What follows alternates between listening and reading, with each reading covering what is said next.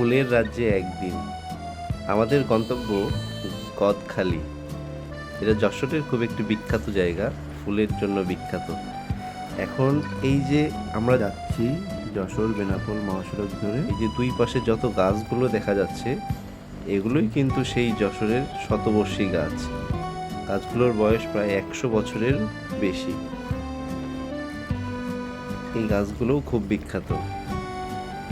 আমরা এই যে সামনে পৌঁছে যাব গদখালি বাজার।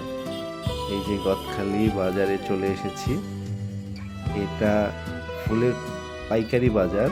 এখানে আশেপাশে অনেক ফুল চাষি রয়েছে, যারা সকালবেলা এই ফুলগুলো তাদের ক্ষেত থেকে নিয়ে আসে।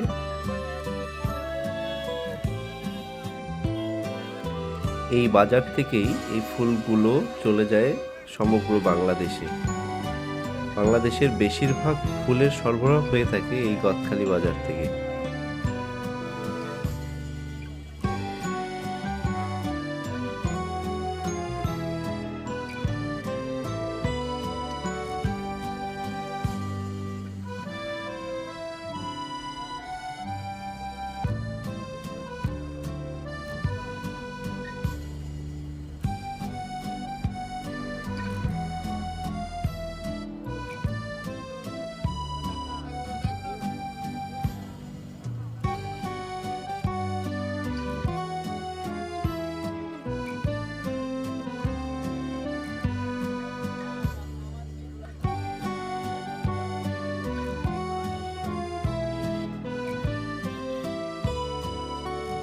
এখানে প্রতিটি দোকানেই যে কেউ চাইলেই ফুল খুচরাও কিনতে পারে।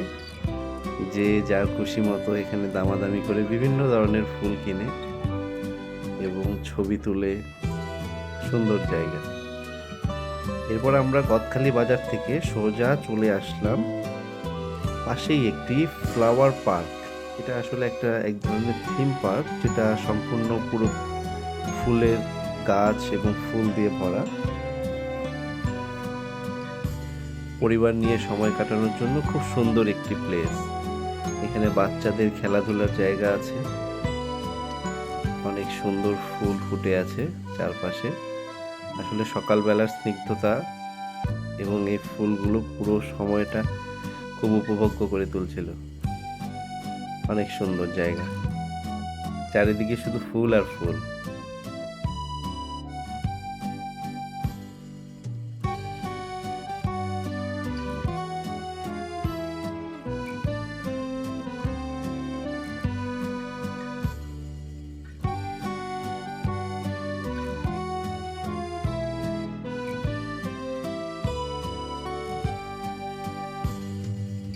এই ভিডিওটা যখন করা হয় তখন আসলে সময় বাজে ঠিক 8টা থেকে 8:30, অথচ 8টা থেকে 8:30, 9টার মধ্যে এই জায়গাগুলো আসলে লোকজন দিয়ে পরিপূর্ণ হয়ে যায়।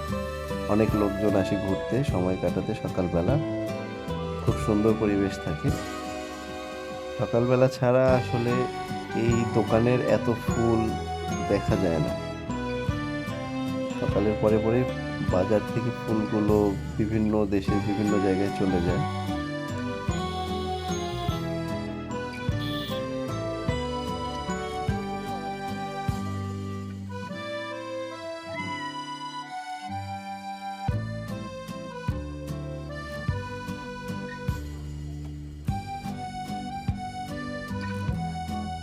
এবার আমরা এখান থেকে যাব পাশের কিছু ফুলের ক্ষেতে। ফুলের যে আসল বাগান, বড় বড় বাগানগুলো করেছে চাষিগুলো, সেই ক্ষেতগুলো আমরা দেখব এখন। এই যে জারবেরা ফুল যেটাকে আমরা বলি, এই ফুলটার বাগান দেখি কত সুন্দর করে তারা এই ফুলগুলো চাষ করে। অনেক কেয়ার নিতে হয়, অনেক যত্ন নেওয়ার পরেই বাগান ভর্তি ফুল পাওয়া যায়। এখান থেকে আমরা চলে যাব হচ্ছে গোলাপ বাগান। চারদিকে সব বড় বড় গোলাপ ফুটে আছে। কি সুন্দর চারিদিক।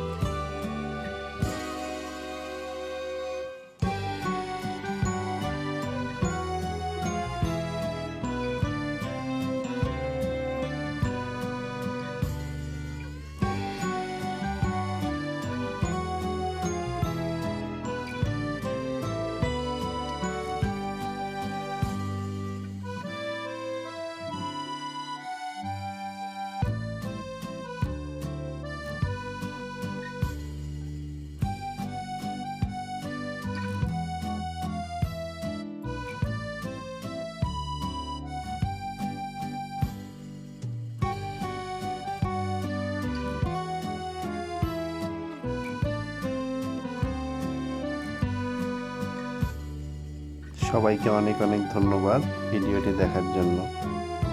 যদি ভালো লাগে সাবস্ক্রাইব করে পাশে থাকবেন, আরও অনেক ভিডিও দেখাতে পারবো।